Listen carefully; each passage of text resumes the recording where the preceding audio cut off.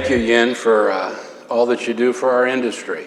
It means a lot to me and all my colleagues here, and we love having you. I want to, if my brain isn't working with my mouth as I'm going along here, I feel like a bear coming out of hibernation. I haven't been in front of a group, and I'm kind of scared to death. I feel like running back into my hibernation cave. But you guys, welcome to town. This is Gallup's world headquarters here. We're in about 20 cities around the world. We have a 50-acre campus out in Omaha on the Missouri River where we train thousands of managers about workplace things and all of that. But this is a very special place to me. This is a very special town to me. How many of you are from Washington? Yeah, a few of you. For you, I moved here from Nebraska about 23 years ago, and so I traveled all the time selling, well, qualitative and I've been a survey guy my whole life. Since I started a company about a focus group and survey company when I was 24. But so I traveled. We have offices in Los Angeles and New York,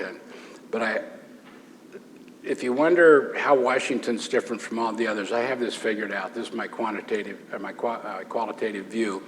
Los Angeles is about ego. New York is about greed, and this town's about power. But something I've noticed is that when you go to an event, you know, somebody has a tent event, unless you have power, you're nobody. It's a lot to think about. So let's say that Jeff Bezos comes to town. When he used to come to town, it's oh yeah, you're the guy, you're the real rich guy with those warehouses and stuff. Way to go. But I got to get over to the people at the Washington Post and talk to them about that last editorial that conflicted with the New York Times and what's happening in Ukraine and all that. Bezos can't get any attention here until he did what? Bought the Washington Post. Why would you buy that? That thing, you buy monthly losses. But you buy it because you're nobody in this town unless you have power. I was born and raised with no sophistication, so when I got to Washington, I also I'd forgotten how short the history is of the place. You know, I was in Prague, and again, as an unsophisticated Nebraskan, I asked the guy at the desk, the hotel looked pretty old to me. I said, how old is it? When did this thing?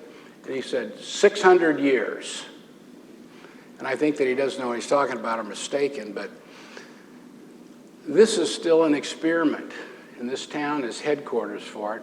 But if you look at this building, this thing was finished right after the Civil War. Civil War closed in 1865. Lincoln was shot a block and a half from here. His killer rode his horse right down this street. This building closed in 1867. By the way, the Smithsonian come over, and I told him, I said, you got to tell me Abe Lincoln had a meeting in this building. I need that. That's for moments like this. I needed to say Abe Lincoln. And they said he couldn't have because he was shot in 1865. But the building started going up early in 1865, and he went up and down the street a lot. So President Lincoln probably saw it going up. So that's all I have on that.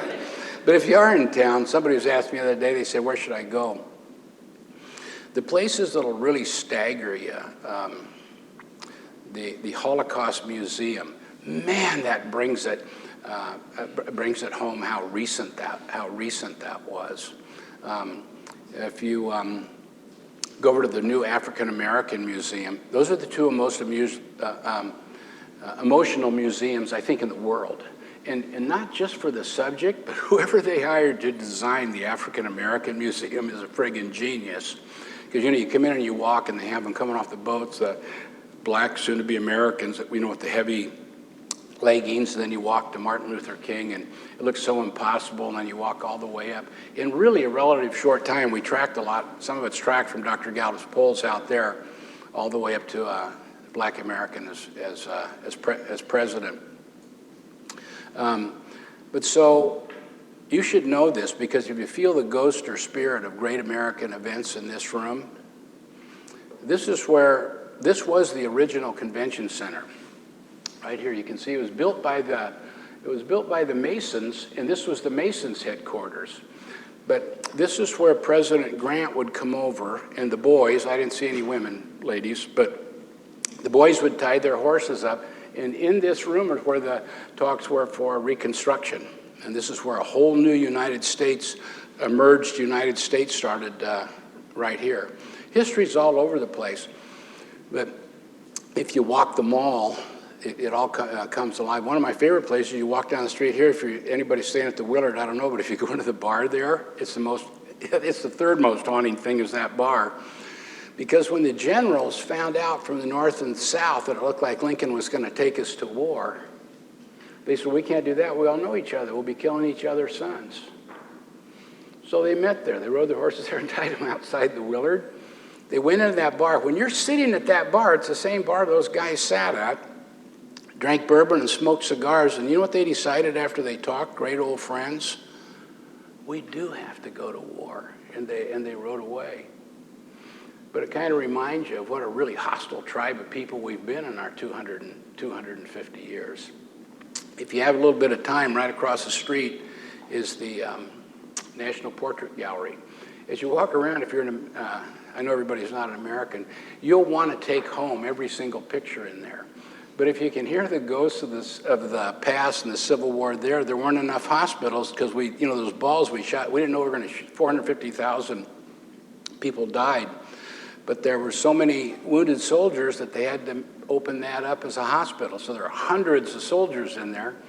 And that's where Clara Barton made her name and founded the American Red Cross. Walt Whitman started writing poetry, and the pain of watching the boys died.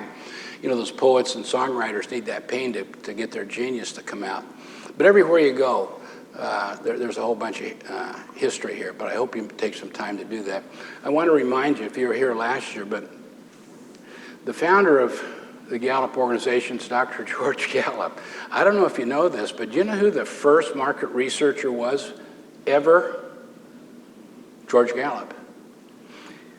I did the math on it as I was coming to work. You guys, it'd be 100 years ago. He was a student at the University of Iowa, and he went down just as an interviewer to the Post-Dispatch. Old Joe Pulitzer had a paper, and he thought nobody read the good, hard news he had. He thought everybody only wanted it for the comics and the sports scores.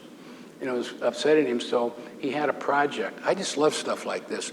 So he had hundreds of students go and interview every household in St. Louis. Do you know why? There wasn't a concept for sampling yet for that type of work. So he went around to figure it out, but he was just an interviewer. When he got back to the University of Iowa, he went over to the ag department and said to the agricultural guys, don't you have a way that you sample dirt? And they went, yeah. How does it work? And they showed how that they would have a methodology and sample dirt. And he said, well, wouldn't that work for people too? And the ag guy said, yeah, I don't see why not.